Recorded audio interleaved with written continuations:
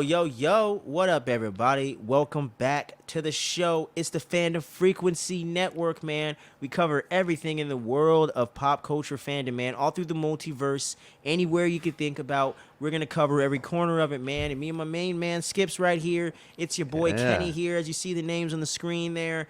And we got some big plans for a lot of great content throughout the rest of the year, guys. Tons of great stuff coming. So make sure you stay tuned and don't sleep on any of it. And the way you can do that is by clicking on the subscribe button. It's right there, man. Just click that subscribe button. I guarantee you, man, you're not going to regret it. Just click the subscribe button. It's right down there. And all the likes and everything like that. If you're listening on the podcast feed, we appreciate each and every one of you as well. Make sure you're clicking those download buttons. We really do appreciate it, man. And so with no further ado, let's roll right into this thing. And y'all know the deal. You saw the thumbnail, man. It's freaking House of the Dragon, yo. Ooh, nice one. Episode 5, man, and I gotta say, I may not like that character right there. You guys see Otto Hightower on the screen, but I think the man was right. Shitty, but right. He's the mastermind behind everything going on. I think he's been manipulating some shit to go down, man. It might even be a whole big scheme, man. We're gonna find out, but shit hit the fan, as they say, and it's pretty crazy, yo. But yeah, man. So in the beginning of the episode, Damon's already starting things off in a fucking crazy ass way. He essentially gets his wife killed by getting her thrown off a horse, and she ends up breaking her neck and all that and whatnot. And the second that happened, I was like, oh dear. Dude, I was like kind of like, that was pretty brutal for her to go out that way. Yeah. I was like, Jesus Christ. And she didn't really realize it till later on. I didn't catch that right off the bat. I knew it. I had to rewind it because she didn't recognize them. She thought it was like somebody, some commoner or something like that. And then he put his face up, and I was like, and that's when she freaked out. And she was like, oh shit, I kind of know what he's doing. And bam. Then like when the horse fell on top of her, just like the impact of that, I'm like, there's no way she's fucking alive. I was like, she's definitely paralyzed as fuck. And then this is the Game of Thrones I remember hearing about. They started off right then and there, hitting the ground, fucking running, son. And then we're jumping over to Rhaenyra and Viserys sailing over to Corlys, his palace over there. Over to their cousin's place because he's going to go make that big marriage proposal. And Viserys is over here getting sick and shit. Seasickness partially, but he's also been getting sick throughout the whole season, as y'all that have been keeping up. Yeah. The Iron Throne kills you, bro. It's not even worth it, man. It has to be, because I think I remember, I think even throughout later on throughout the episode, you see him all his arm all fucked up. I was like, Jesus Christ, man. That chair is doing a number for infection wise, bro. Doing him in, bro. And they're going over there to make that whole presentation. And then we jump back to the homelands over here, and we see none other than the ex-hand of the king, Otto Hightower, getting his horse ready to dip out and get the hell out of there. And then Allison comes down there to talk to him, and she's like, oh, I'm so sorry. I didn't realize this would happen and all this other shit. And he's like, well, I'm sure you did. You're just trying to act ignorant and didn't want to see it. But you gonna see exactly what I was warning your ass about and everyone else in the fucking realm. No one's going to accept your friend Rhaenyra on the throne. No one is going to accept it, and the realm is going to descend into chaos, or even the implication of it is going to throw things into chaos and throw things out of whack, and everyone's going to be making a play for that Iron Throne, whether it's Aegon or someone else. They're going to take him out, or he's going to get the throne. Either way, somebody is killing somebody, and knives are going to come out.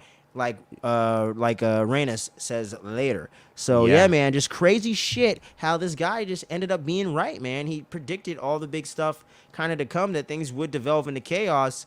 And I kind of figured he would be correct in that statement, man. But I didn't think shit would start to hit the fan quite this soon already. Yeah, I think at this point, that's when Damien, he kind of knew Otto was already on his trail. That's why he threw out the deceive, like how we mentioned last time.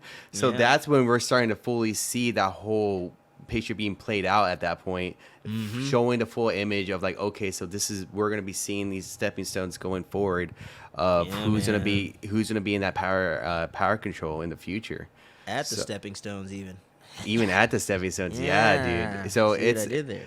Yeah, yeah, dude. So we're really diving in. We're gonna be really diving into that whole political game of power, pretty much at this sense. Which is man, everyone's playing that Game of Thrones, boy. Everyone's playing that Game of Thrones, man. Which is just insane. It's pretty exciting, dude. It's pretty exciting for me, for us to see it. Everyone to really experience it again.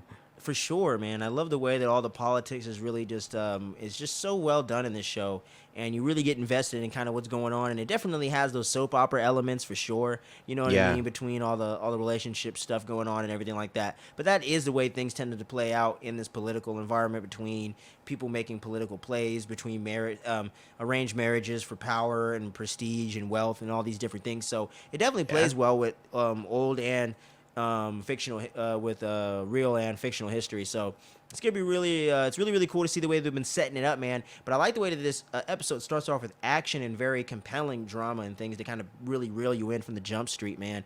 That's the Yeah, one right off thing the that rip.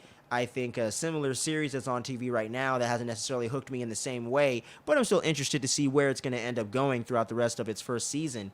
Is Mm. Rings of Power. That one Mm. hasn't really quite hooked me in quite the same way. In fact, I'm probably gonna watch them like 2 to 3 episodes at a time to wrap up because it's not really engaging me to the point where I want to check it out week to week. You know what I'm saying? And So compared to the Game of Thrones, yeah, this is like I gotta check House of it out every Dragons, pretty Sunday much. Yeah. right away. I don't want spoilers. I don't want to hear nothing. I want to get on this shit right away, bro. I gotta know who's marrying who's killing who fucked who, what's going on.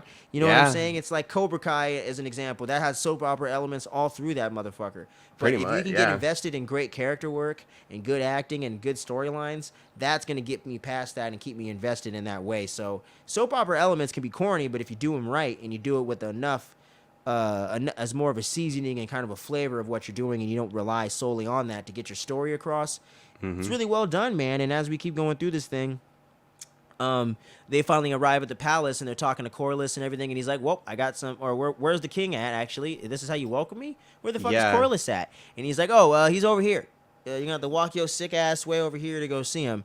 And they Yeah. end up doing so. We jump back over to Alicent for a moment because she ends up talking to somebody that's, as my Hispanic community says here, and shout out to y'all's Hispanic Heritage Month as well. Chismosos, nosy. You got what's his name? The guy with the cane and everything, right? Laura Strong. Laura Strong. Thank you. Yeah. Laura Strong, or however you say it. Mr. Chismoso is over here spilling the beans, spilling the tea on, guess who? Rhaenyra getting tea from the Grand Meister, I believe is what they call him, is the main doctor, right? The Grand Meister? The Whatever Grand the fuck Minister. it is. Yeah, Prime I believe Minister, so. Grand Meister. Yeah. Prime Jedi, whatever. But the doctor guy, yeah, and she didn't know that. And I don't know if did he reveal if she drank it or not, or no? There was no reveal. He was They what he didn't ended say up that, doing. right? No, how he revealed it. He's all saying, "Oh, it was noted that the Grand Minister or somebody pretty much brought over the vial to Rhaenyra's chambers, and that was it." And then that's Okay, when I thought so. that's when Alicent was like, "What are you talking about?" She was kind of caught off guard by the Yeah, news. she was like, "Huh? The fuck?" Yeah, and he kind of played it dumb. I feel like he knows like He what knows he's she doing. didn't know that, dude. And- everyone knows what they're doing in this show. Rhaenyra, Yeah. everybody knows except Sir Kristen. Everyone knows what they doing except him. But we gonna Yeah. get to him shortly. Yeah, and I feel like with Lara Strong's character is that we don't really know his initial goal at this moment at the show. So Right. we will know probably a lot more. Maybe he's there to stir the pot up a little bit just to get everything going. Maybe there is something. sure. Maybe him and Him and Otto might. Hightower shot Yeah. something off screen we don't know about yet. Yeah, it might be Oh, something yeah, involved man. with that for sure. So he was pretty much there to put that question to between Allison and Kristen later on, pretty much in that Yep. sense. And to set up the whole confrontation between her and Rhaenyra and breaking that bond and potentially getting her away from being in line for the throne. You know what I mean? Or Yeah. just stirring up the pot to where someone will take her out of that rightful heir place anyway. Take her Yeah. from that spot and take that throne. A la Game of Thrones, man. It's just that Game of Thrones, dog. We're talking about the House of Dragons, man. It's all coming together. It's all Yeah, coming and- together, man. And yeah, man. So he tells her all the information and things like that, and she does tell him kind of in a nice way to kind of fuck off and leave me alone at this point. Now I get it. Pretty You can much. get I out of mean, my business.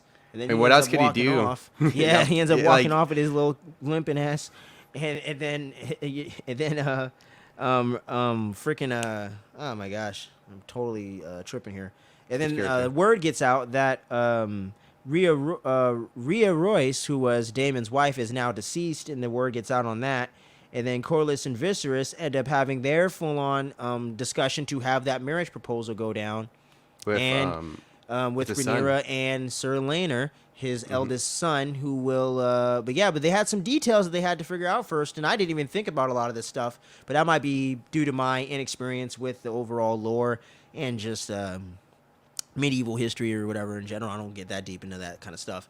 But they have to talk about the specifics of who's going to get the throne, obviously, but also who's going to get whose name. What's the name going to be? You know, just that whole debate within and of itself. Yeah. Is she going to carry the Valyrian name or the Targaryen name, which is more of like the traditional house name? And the Valyrians are important and are a big, strong ally, but aren't necessarily the shit, right? Kind of like Canada. You're not quite America. You know what I mean? That's the way I kind of disrespecting the Canadian fans out the way there. motherfuckers be acting out here, acting like that. Yeah, I don't. I don't have no hate with nobody. I don't think anybody's better than nobody, bro. Nah, not especially just us. doing their own thing. You know what I mean? Yeah, I'm like we ain't the golden place. We just got a lot of freedoms and shit. And I can say fuck you to the system and shit. But it's not Pretty like much. it's not like it's the perfect utopia. It ain't the worst place out there, but we got our issues just like anyone else. But Very it's just true. crazy seeing that whole thing go down. So I believe they agree to the fact that Rhaenyra will carry the Valyrian name at the wedding. Like once they get married, she will be Rhaenyra Valyrian until the day his ass croaks or something happens and she takes the throne as the rightful heir and claim to the throne and will change her name back to Rhaenyra Targaryen, and so will he. I believe so. If I could recall from this, from this. So early essentially, the afternoon. names will change at different points in the timeline. And looking at where we might be in episode 6, this will have taken place potentially by the end of it. We'll see. But within the next couple episodes, we're going to see that name change take place in some form or fashion potentially. Which could create a lot of conflict for sure. Yeah, man, and you just feel a lot of conflict in this scene, you know what I mean, in a very subtle way, and I like the way that these actors are playing it, man. And it's good seeing Corlys back. I actually really like that character. Very interesting. Yeah. I like his diplomatic nature, but being very antagonistic and bringing a lot of tension to scenes and things like that. So I like the way they've been using that character so far. But they do agree on the marriage proposal, and everything goes according to plan. And Rhaenyra and Laenor are walking on the coastline there on the island and catching up as cousins and whatnot, which is, like I said, weird shit, y'all. Don't ask me. Don't ask me. It's just how it is. Just the way it goes, I guess, is. in this world. I don't know, God. I don't know, y'all. I'm over here watching Star Wars where Princess Leia kissed Luke, so it ain't foreign to me either. We all seen weird shit. Okay. Very true. Very true. Don't be a gatekeeper. You know what's going on. That '70s show said it. Yeah, what also is gonna be interesting too is like after they talked at the beach, right? Laenor does have already a love affair with somebody else. If you would like to elaborate on this, sir, you could take it. You could take the wheel, my man. You can go ahead and get into all that. Yeah, because like yeah. So pretty much like after that, they go off to another setting, pretty much off to somewhere towards hidden, of course. Focus, bud. Oh, am I really? Oh, Yeah, just a little bit. it's fine. It's fine. It'll be great. But I think we can hear you, dog. We got you. Yeah, as long as the voice is coming through, as long as the mic is fine, I can care less about that. No, it's all good. It's all good. Yeah, everyone will be blind for a second, but I think we go to another cutscene with Lanier and his love interest, which is also I forgot the name of his character, but it ended up being what's his name? I think I have it written down. Let me see. But it'll be fine. But it's like pretty much the concept of Lanier is being involved. Gerald, huh? Was it Gerald? Maybe because I totally forgot the name for him because he only appears. Without going further, he plays a part in what can create conflict later in the future. For sure, But with him being Lanier being involved with a man within a love interest way, a lot of the people within the kingdom pretty much does not like that whatsoever. Yeah, they're not very pro LGBTQ, y'all. If you haven't been updated with the world at this point, but if they don't want women on the throne, they definitely don't want dudes sitting on no other dudes' thrones either.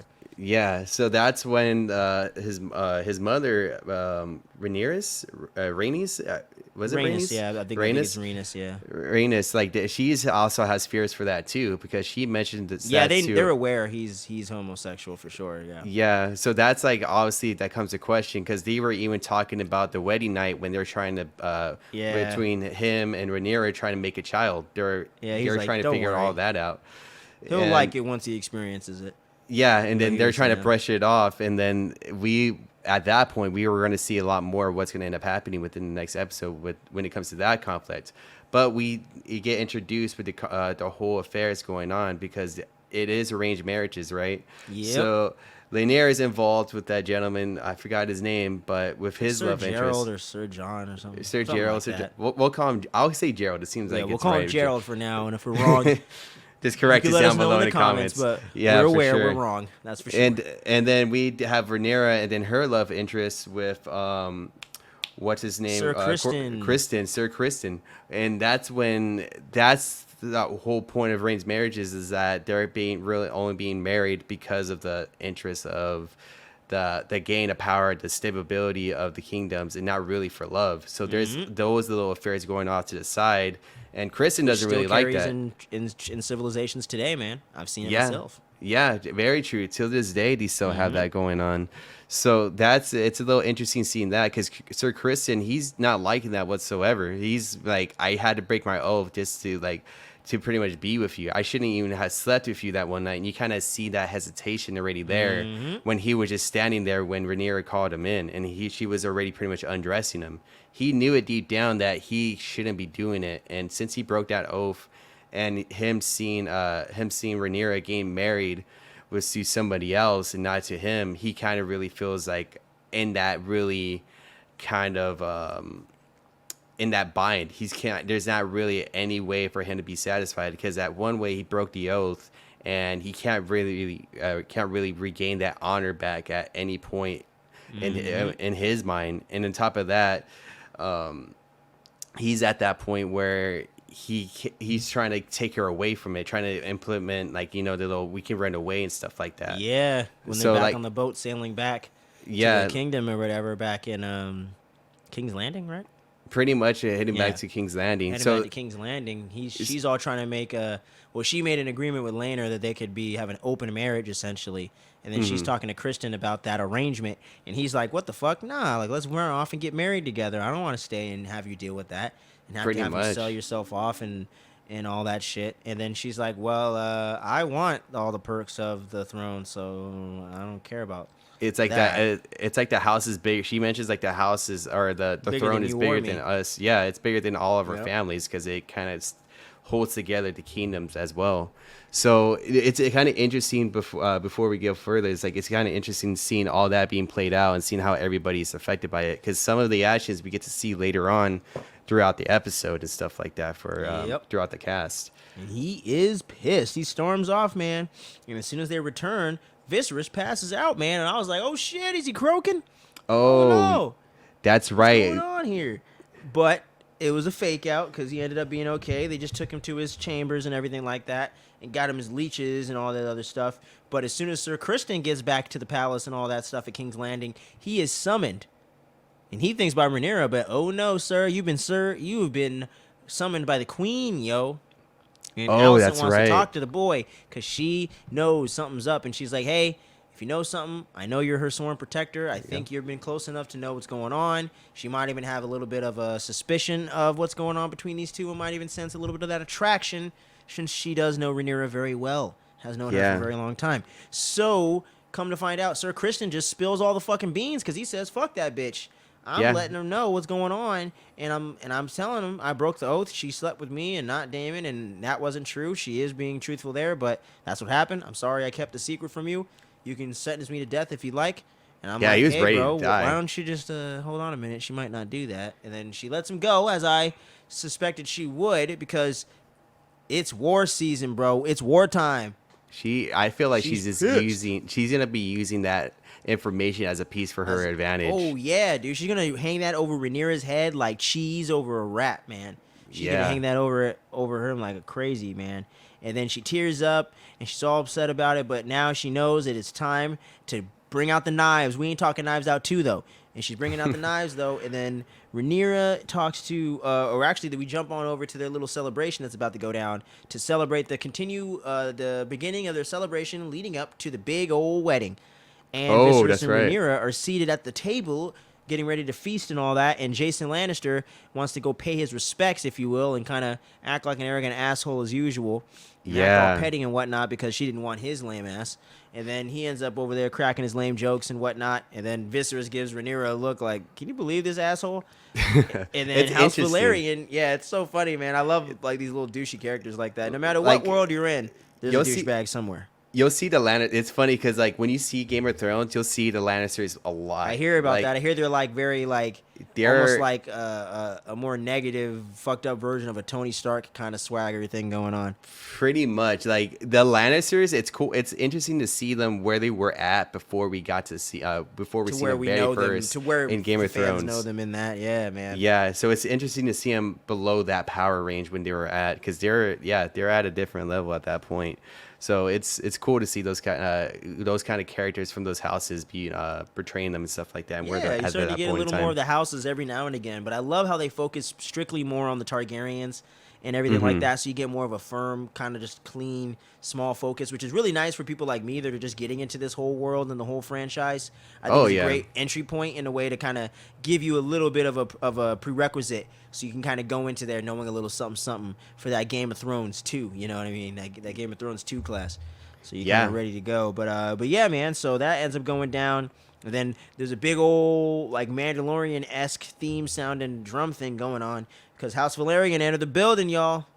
Oh, fuck. And they're there, man. And then the whole celebration starts to go on. But before it does, Viserys is going to give a big old wedding speech, as the father usually does, of the bride, I guess you could say. And then as he's giving his big old speech to the people, Alicent busts up in there and says, "Boom, baby!" Like freaking nah. She just walks in. New Emperor's Groove.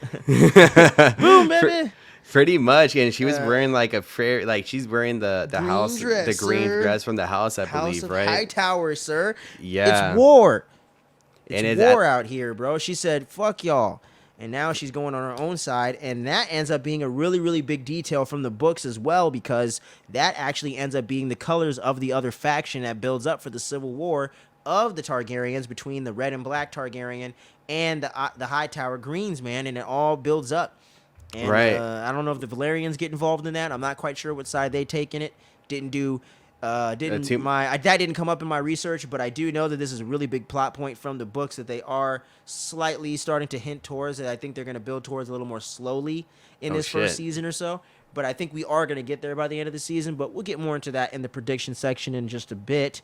But yeah, man, so you get all that stuff going down, and then everyone's like, oh, shit, what does that mean? Oh, damn. And then he ends up finishing his speech and whatnot, and people continue on with the celebration. People start dancing weird and stuff.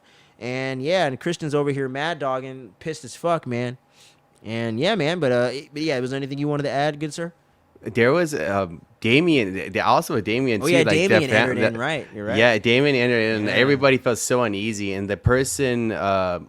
Was it the father of like the wife? I think it was her brother or it was a relative of hers. It was her brother. It was a former relative. He feels like something was going on that happened. That it wasn't an accident because exactly she rides a horse every day. Yeah, and she was like an excellent She was like an excellent huntress of some sort, if I can believe. So yeah, so it's kind of hard. It's hard for them to really like think like, okay, so she just fell off a horseback and she died at that point, because she fell down paralyzed, and then what Damien pretty much bashed her head in with the rock to make it look like it was squished in as well. So there's already some suspicions already there coming from that relative towards Damien. Yes, so sir. It's Damien, and Damien just like, oh, okay, yeah, I don't know where I don't know what you're talking about. By the way, since she died, don't I inherit some of her stuff? Land, motherfuckers. Yeah, and then go sit down before I get you arrested. Pretty much that point, and then that's when the guy was like, "Oh shit, okay, not my bad." Yep. Or like but he still figures, he's like, I'm gonna figure out how to bring Damien to the light of any way. If I can't, then I'm gonna try to die trying, pretty much.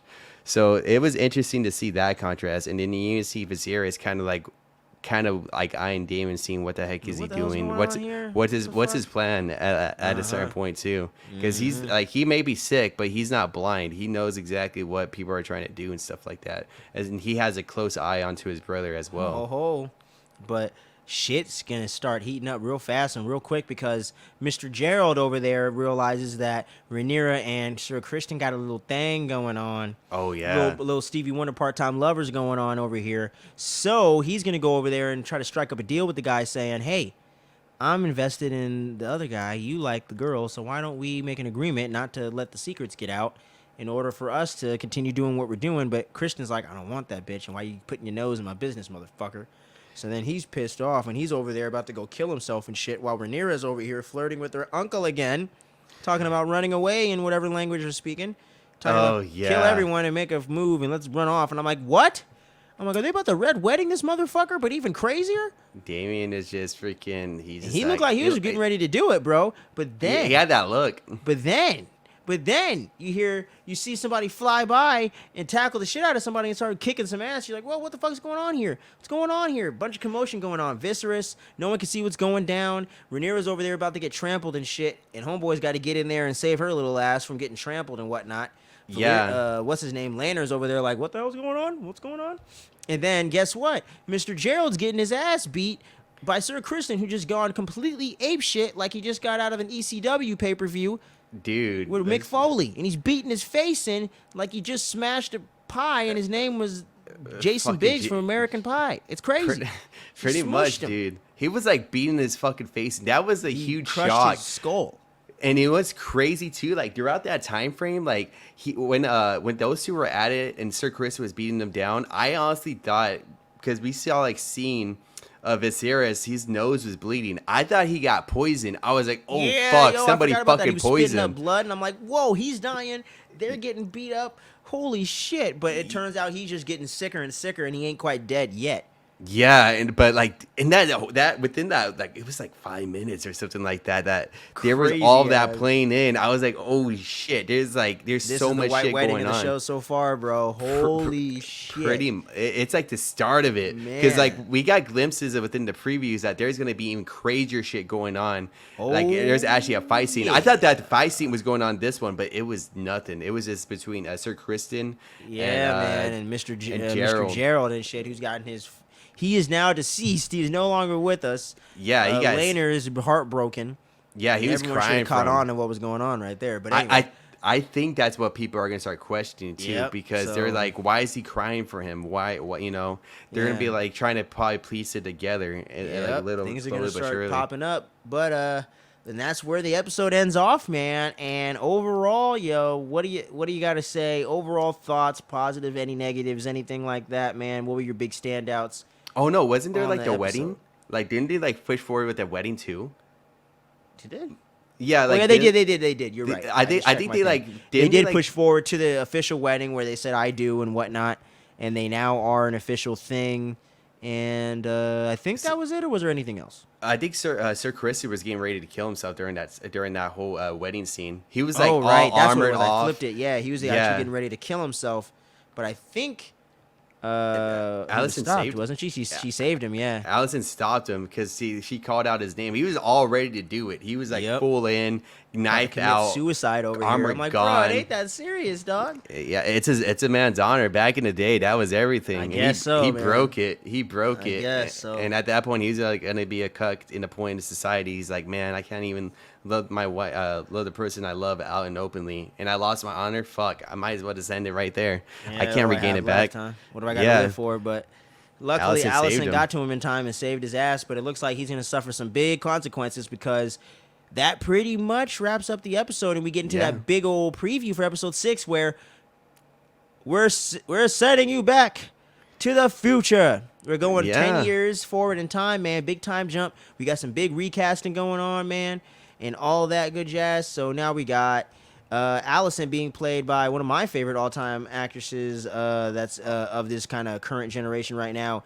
Olivia Cook, playing the new Allison Hightower. We're getting an older one. And then we got Emma Darcy playing the older version of Rhaenyra. And we're jumping forward in time, and a lot of things have happened in this time period. But it looks like Allison's still rocking the green, so we know she ain't changed her opinion, and it's probably gotten even deeper into that. I'm wondering, is that green faction going to be popping up in this next episode? Are we going to start building towards this civil war, man? Going to be interesting to see, because Rhaenyra had the silver and red on, and then you got that big contrast between their colors of what they're wearing, and they don't seem to be on the best of terms and don't seem to be getting along quite as well as they used to, which is kind of obvious.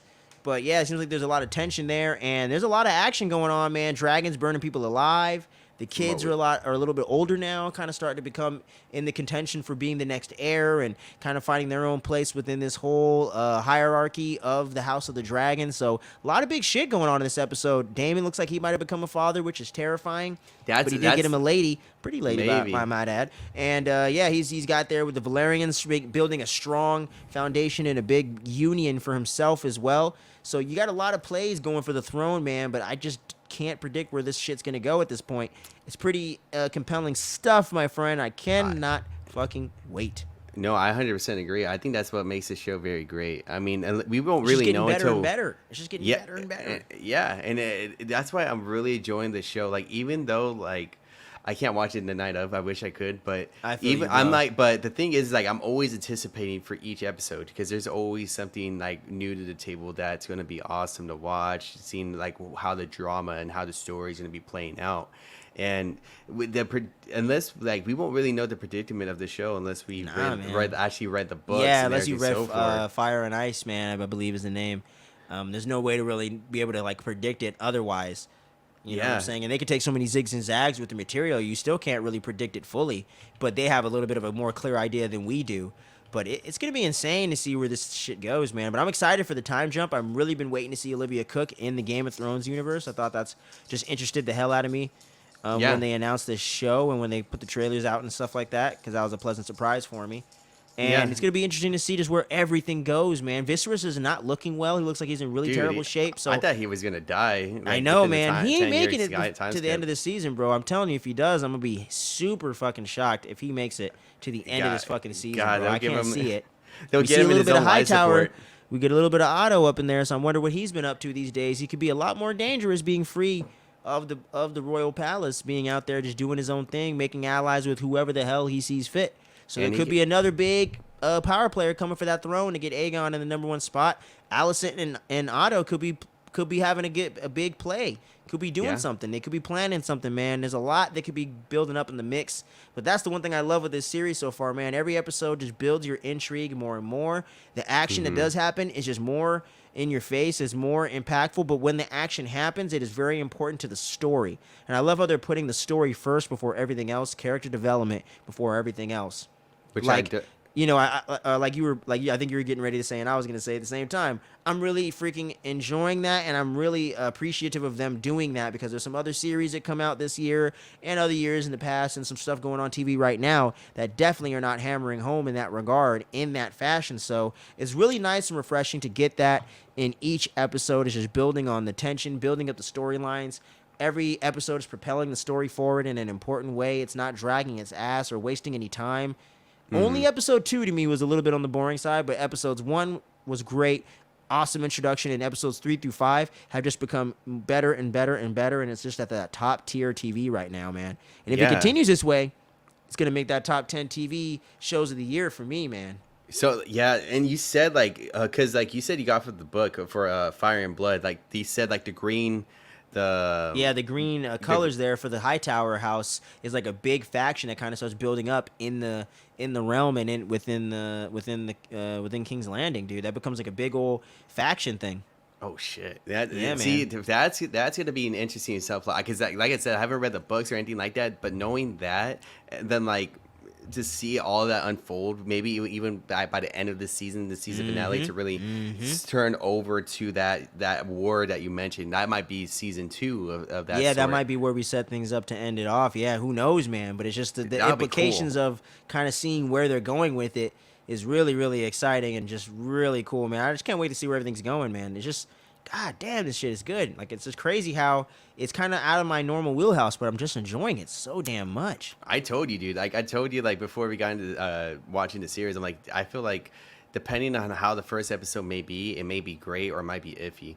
But right so far, it's just hitting the marks all across the board, and it's doing a Yep. great job capturing, like, even for like the old audience who was left in sour taste with the show, and Yeah, the I newer know, man. audience Yep. who are like brand new to it, and they're like, okay, so this is pretty intense. I mean, for Christ's sakes, there was like that whole tournament scene and the C-section thing, pretty much going with the birth scene, so it kind of like set the tone. You're like, okay, so they're really going through following their old some of their old storytelling that they had, even with the gruesome parts of the show that sure, they man, had for back sure. in Game of Thrones. So I think this show is probably going to be very successful, because the thing I is think like, so. Game of Thrones is gonna be back, bro. I think if they continue this the rest of the season, Game of Thrones is back for a while.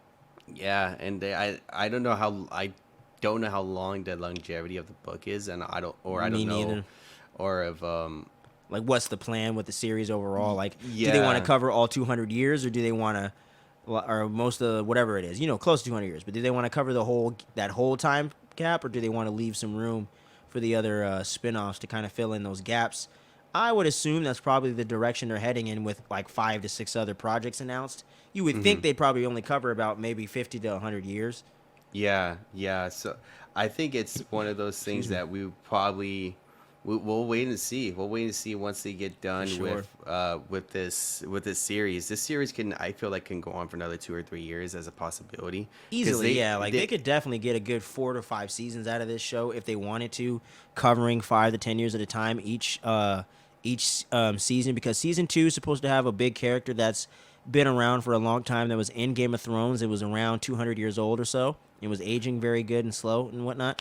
I So think I she's gonna be remember who it might around. be. Yeah, she's gonna be like, early 30s, middle age, something like that. So she's going to be much younger in that Galadriel kind of way they're doing with Rings of Power. So that's a whole nother element that's coming into season 2. And like we had mentioned, I think on either episode 2 or 3 on our recap, Elizabeth Olsen, aka the Scarlet Witch over there at MCU, is in rumor for being cast in that part. Oh, fuck! That's like the Red Witch, or is it going to Yeah, be the someone Red like Witch? that, dude. I think so. She does play a part, because she does wear a necklace that freaking keeps her looking young physically. Yeah, bro, that's but the one. Yeah, oh, Melisandre. gonna, Thank you. I she's had gonna to find it. The Red oh Priestess. There's a rumor going on right now, but by the end of season 1 or in season 2, but more likely season 2, Elizabeth Olsen could be stepping into that role or someone of the like. dude, holy fuck! I didn't realize Yeah. that they're gonna do that. Holy Yeah, shit! like it's a rumor right now. I don't think it was ever confirmed, but Melisandre is heavily rumored right now.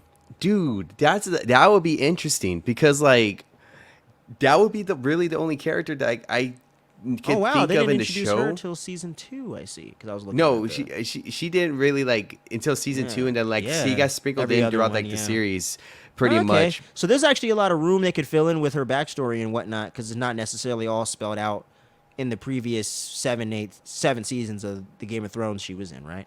Yeah, because she was the one that was telling John about him being like the prophecy of being a Right. Targaryen and stuff like And that. that's been a big thing that's been hinted at 2 to 3 times already in this. So you would assume that, hey, they might even think that somebody Anakin Skywalker style is the guy, They might even Yeah. do that, like, oh, you're the person. And then they're like, oh, shit, no, they're not. Yeah, and I think that's why. Okay, shit, that actually swaps up a lot of stuff coming up, because Yeah, because just like a I rumor didn't saw realize 2, 3 how weeks old. ago, yeah. I didn't realize how old she was physically was. I Yeah. literally, like, I can't remember it because it's been a while. Because like when she took off that necklace, she looks old I know, as I saw this shit. picture right now. She looked like old as shit, and I was like, God damn, you looked like Let from me what you were see. before, looking stunning as hell, to like She that was old born ass 100 lady. BC. I don't know what BC stands for in this world. And then 305 AC is when she died. So she was 205 years old. Oh, no, 400 it says. 400. Okay, so it Aged makes 400 for some reason. I don't know how that works out. But anyways, she's somewhere between 300 to 400 years old.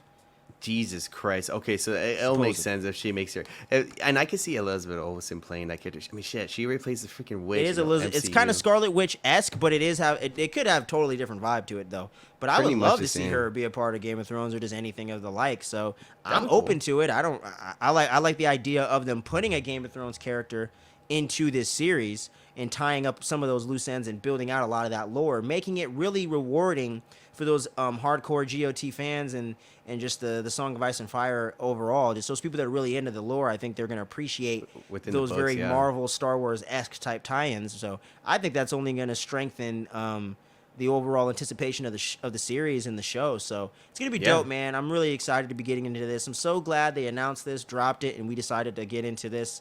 It's been a lot of fun recapping this every week, man. And we're gonna keep it rolling, y'all. It's fun. We got it's fun. We got 5 more episodes to go for the remainder of the series, man. So make sure y'all don't miss a single one of these recaps. All the other 4 are live now.